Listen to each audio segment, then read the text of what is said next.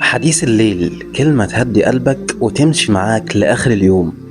أنا أيمن ناصر وده وقتك أنت. الليل لما يهدى بنكتشف إن في نعم حوالينا أكبر بكتير من اللي بنطلبها، وأعظمهم نعمة الستر.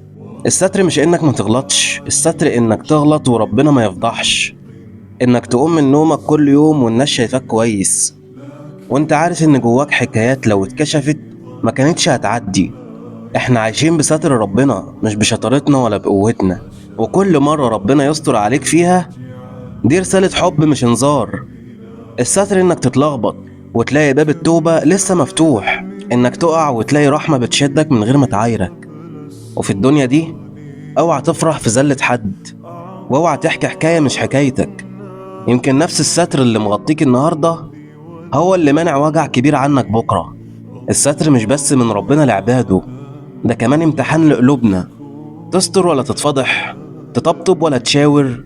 الليل دايما شاهد على ذنوب اتسترت، ودموع نزلت من غير صوت، ودعوة واحدة صادقة.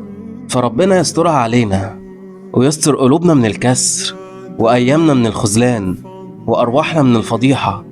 الستر نعمة، واللي يعيش مستور بيعيش في أمان. تصبحوا على خير، وانتظروني في حلقة جديدة من بودكاست حديث الليل.